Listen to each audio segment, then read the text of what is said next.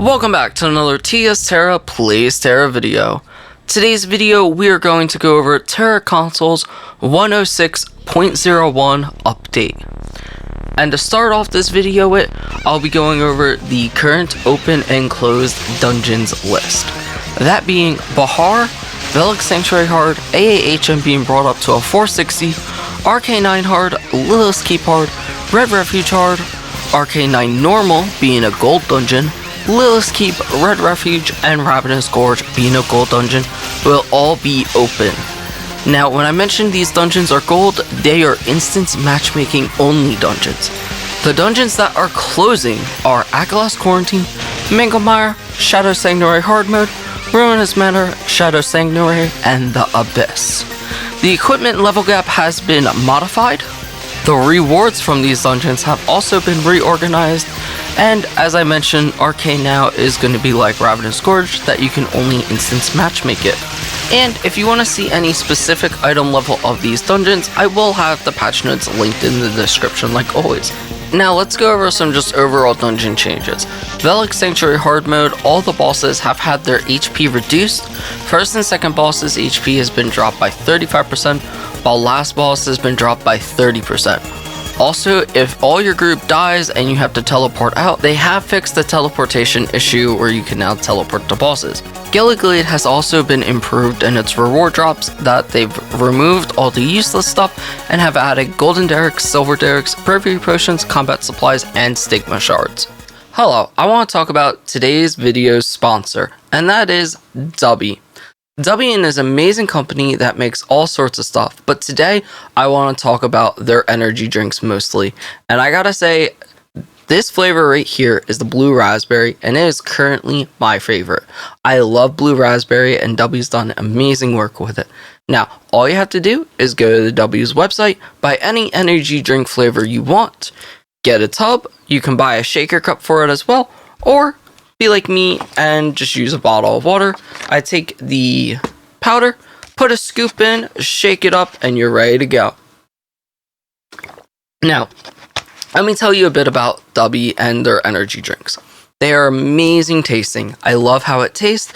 There are no jitters, so if you're playing video games, getting ready for a long gaming session like I am, they are fantastic, that they give you the hyper focus you may need to complete your gaming session with no jitters at all and still have an amazing taste. Also, let me tell you, their drinks have no sugar in them, which is something great for me as I was really hooked on soda and trying to get my sugar down low. So, Dubby's energy drinks are amazing. Now, let's talk about some of the other stuff. You can look on the website here that you'll see Dubby has many different things you can buy at the website. Don't forget, you can also use code TSTERRA to get 10% off of any of your purchases. Or click on the link in the description of this video, and that should also apply the code for you. So, within that, let's get back to today's video. Now, this next section I'm super excited to talk about, as the devs have added so many different things to the game. It's kind of cool to go over all of it. And that is that there's just new items being added. So to start off with, we have the style face etchings are added. You can get them through the NPC at Chrome in major cities. Design etching for Aura Wing boxes can be purchased.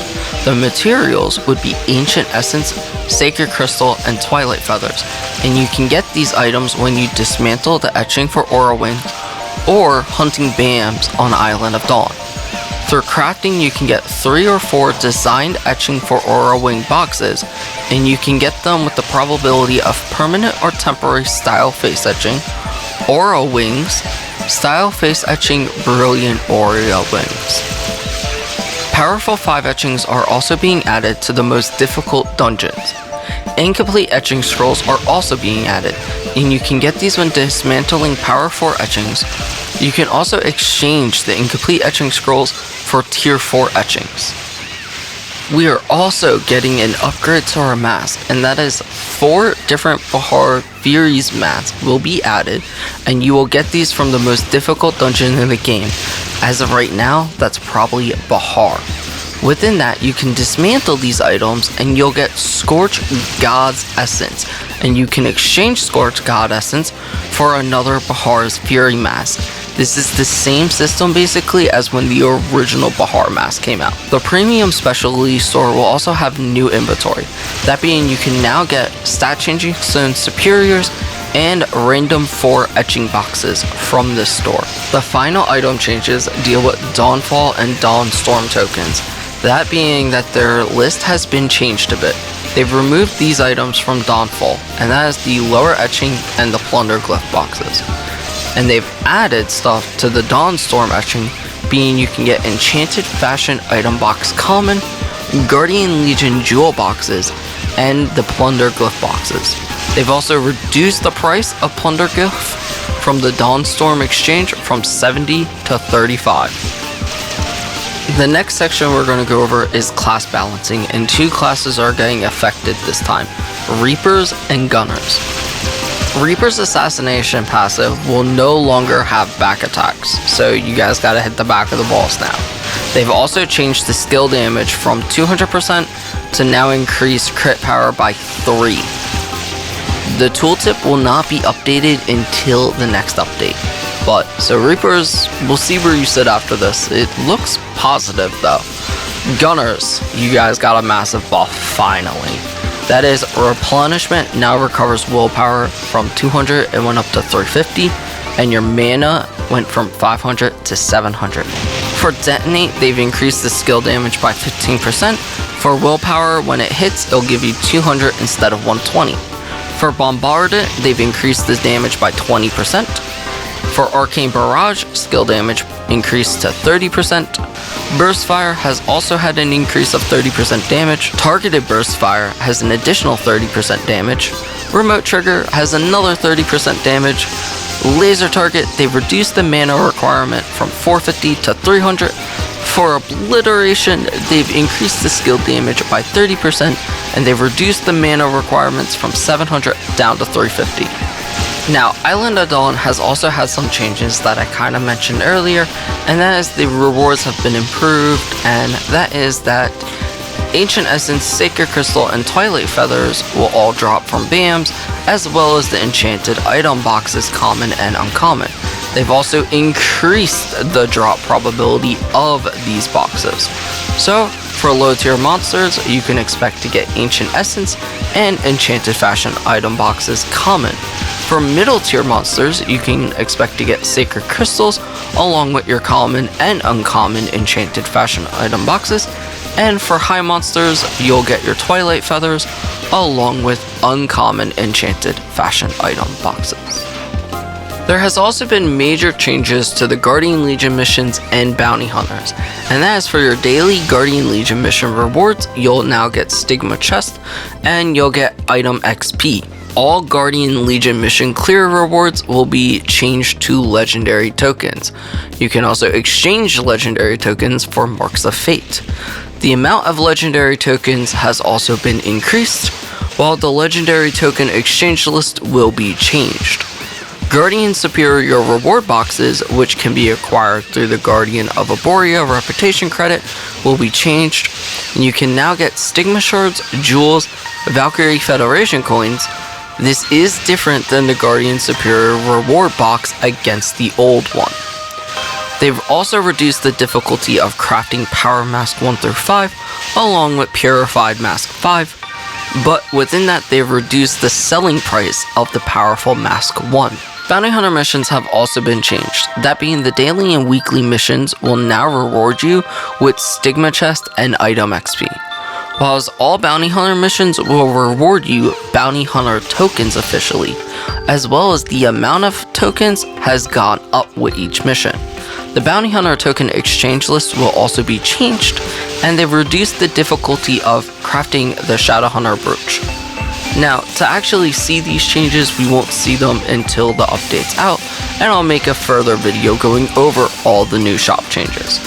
Within that, let's get into some of the fishing changes, and that being they've improved the angler's whiskers, they've added the effect of decreased auto fishing wait time, and they've increased the probability of the angler's fisher's upgrade to 100%. They've also increased the gold when you sell a special fish. It was 500, it's now 1000 gold. They've also allowed you to dismantle special fish to give quality fish fillets instead of the normal fish fillets. They have also added quality bait and quality fish delivery crate that you can now exchange angler tokens to acquire these items.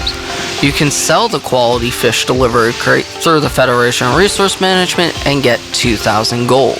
Guilds are also getting a little love in this update, and that is they've reduced the required of XP to level your guild by 50%. They have also increased the individual player accounts for the guild from 100 to 200. They've increased the number of characters from 400 to 900, and they've changed the guild's expansion passive skill. It used to be 5, 10, 15, 20, 25, 30. Now it's 20, 25, 30, 35, 40, 45, and 50. So I'm finally happy to see guilds are getting changed. Maybe we'll see more fun guild changes soon. And the last thing we'll go over in this patch note is just overall miscellaneous and bug fixes. And that is they've decided to remove Sabex Armory and Catacombs from the dungeon matching list. This is the instance matching list, by the way, for those that are level 65. They've added Shape Changer Head Restore into the specialty store. They've also removed unnecessary items from the Metamorphic shop, along with changes in the price of items in the Metamorphic shop. They've removed unnecessary drop items from field bosses, and they've officially added Stormcry gear to the Guardian Legion credit merchants, each worth 10 points. Overall bug fixes is that they fixed the 5th anniversary Transcendence accessory crate. Within that though, this crate did not originally give you the Ethereal Circlet. You will now get that in your parcel post. They also fixed the Cat's Paw Anywhere Exchange token that, has been resolved so you can use it. The AAHM teleport will be in the game again. They've fixed the Akalast Quarantine Vanguard request background. I don't know why since it's getting removed, but next time it comes back that will be fixed. The Costume Summer Silk icon will also be fixed. The Elenius tier name disappearing bug has been resolved. The Dreadspire Guild mission text is also fixed. And the weapon armor tooltip, where it used to say not destroyed, has been changed. So that is all the patch notes. Again, if you want to read anything specifically, they will be linked in the description of this video. If you like this video, go ahead and hit that like button. If you got any questions, feel free to ask in the comments. If you keep finding your way back to this channel and you're not subscribed, please do so. I'd greatly appreciate it. That's about it. Hope you all have a good one, and hope to see you all in Aboria, gamers.